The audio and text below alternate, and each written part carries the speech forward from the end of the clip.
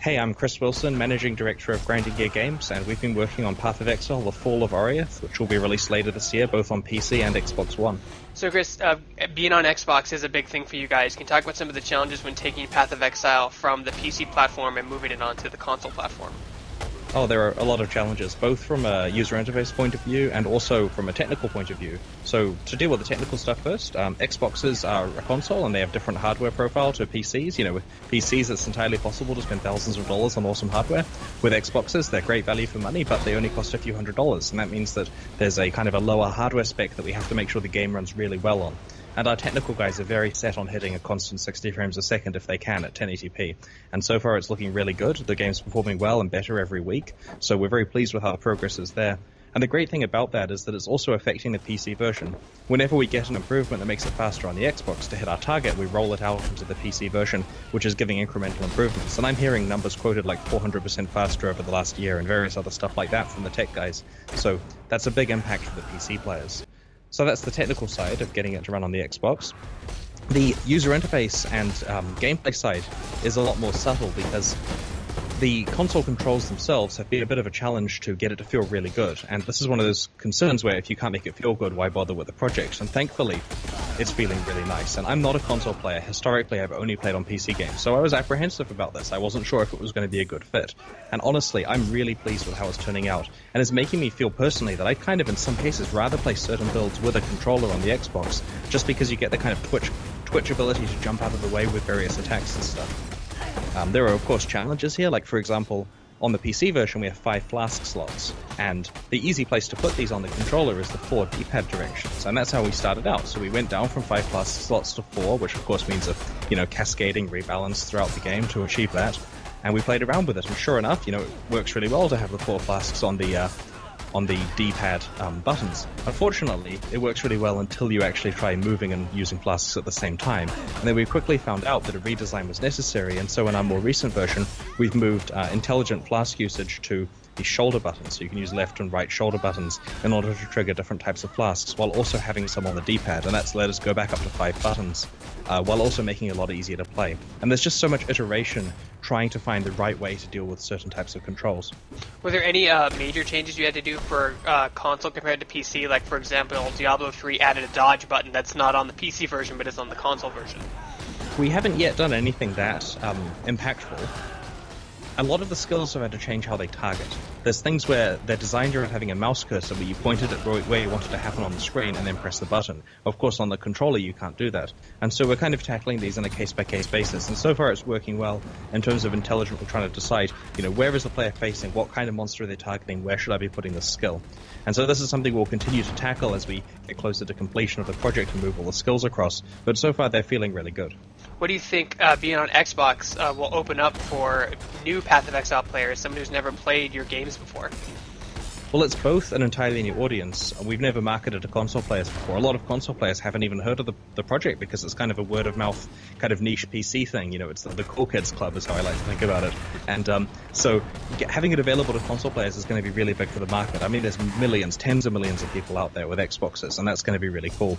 In addition, it just, if it's successful, it'll provide funds that we can use towards further improving the PC version at a faster rate. And that's, the thing with any new game development or business proposition is the purpose to do it is to make more money so we can scale up our company and bring a better experience to everyone. And what was it like working with Microsoft on their platform for the first time, as far as console side goes? They've been really good to work with, and the nice thing about it is because it's a Windows-based system, it's quite easy for us to port our existing stuff, and it also means that improvements that we do, like adding support for DirectX 11, immediately affect the PC version, so it's kind of a win-win situation. Will there be co-op play on the Xbox? Not initially. It's something that we think we would like to, especially because we honestly enjoyed playing that in the Xbox version of Diablo 3. It's quite a large technical challenge, so our intention is to not release with it initially, and we'll see what we can do later. No promises, though. So talk about your new expansion. Every single expansion you guys come out with has a plethora of new talents and builds and stages, but this is probably your biggest expansion yet. Absolutely. So the Fall of Oriath, which we're internally calling Path of Exile 3.00, is our next big expansion that adds an act to the game. And so it adds Act 5, where players get a chance to return to Oriath, which is the place that they were exiled from, and they get to do some interesting stuff there, which I won't quite spoil on this call. But while we were developing this expansion, we realized that we had the opportunity to kind of fix Path of Exile's biggest problem as far as we perceived it. In Path of Exile, you have to play through the game 3 times before you get to the map endgame, the Atlas of Worlds content. And the Atlas of Worlds content is really strong, and we want lots of people to be playing that. And so we wanted to address the fact that you have to play through exactly the same game 3 times before you reach it. And so what we've done is we've replaced those second and third playthroughs with a new set of 5 acts that are loosely based around the first ones, and allow you to revisit the same locations that you initially went through, and to solve new quests, to see how the NPCs are doing, to have new challenges, and to play through similar areas, where in some cases they're kind of a familiar version of where you played before, and in some cases it's an entirely new area you previously only got to see a little bit of but had no real access to. And so now the Path of Exile's playthrough in this expansion is a 10-act playthrough, the 4 original acts, then Act 5, and then Act 6 to 10, which constitute the second half of Path of Exile's story. And then also, you talk about how you mentioned you changed the way you play through the game, because the whole game's procedurally generated, but this makes it even more diverse and different every single time you play through, so you're not stuck, like again in Diablo, just playing the same campaign over 10 times in a row. Absolutely, yeah. It really does feel different each time. The procedural generation of Path of Exile is very deep. I'd like to say we have the best procedural generation in terms of random levels on an action RPG, because we've had dozens of man-years put into the system so far, and so much effort in making it feel really different each time. But it's given us a good opportunity to hide surprises in there, especially from a story point of view. There's all these little touches that you'll only notice when you're playing your second and subsequent characters, where you get to just see things that we hinted at in the first playthrough that you now get to see how they're resolved in the second playthrough, and we don't make it all completely apparent. You guys are also introducing a lot of new boss battles in this expansion. On top of the boss battles, when you defeat a boss, they unlock a power making character customization even more plentiful. Talk a little bit about that. So that's right, we have what's called the Pantheon system in Path of Exile, the Fall of Oriath. So basically, in the second playthrough, in Act 6 through 10, you encounter a lot of Ryclast's ancient gods. And when you kill a god, it grants you a Pantheon power that you can select from. And there are major ones and there are minor ones. So you're allowed 1 major and 1 minor power active on your character at any one time. And this is something you can actually change relatively easily by just going to town and selecting a new power. Now, this is different than how we normally do stuff in Path of Exile, because normally there's a high degree of build lock-in. But these powers are designed to be swapped on the fly, where if you expect to be, say, having a fire encounter where you need some fire defenses, you can swap to the Pantheon power that gives you some extra defenses against fire. And this means they're not the largest effects in the game, because of course you can swap to them at will, but they do provide strategic advantage if you know what content you're going to be facing in the near future. So talk about how customization is so important to you guys, because you can basically start this game if you've never played Path of Exile before and you could play a druid, you could play a paladin, you could play a necromancer, you can play a pyromancer, an electric master, you can play so many different classes and tweak that class to your playstyle. Talk about why that's so important for you and your team, for people to be able to do that.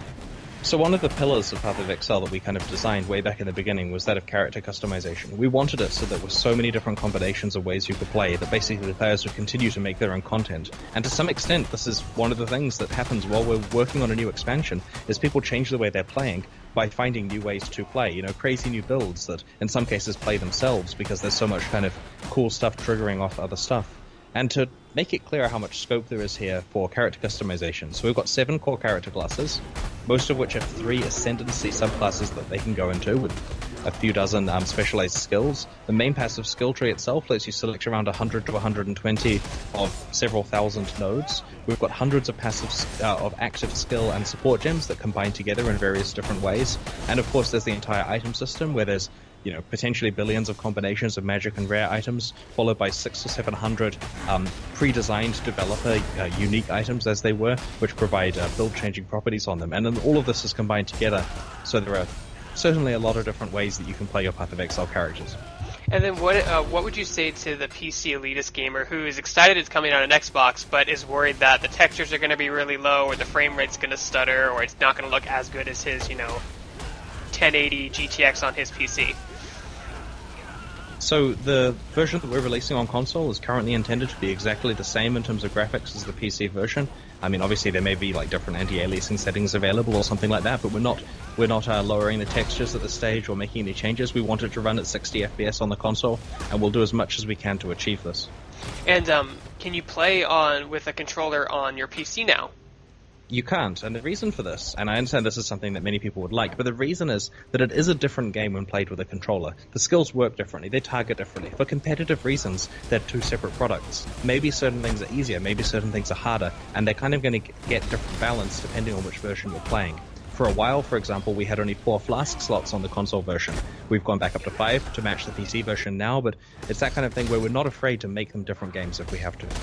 And last question is, when does the expansion come out on PC? When does it come out on Xbox One?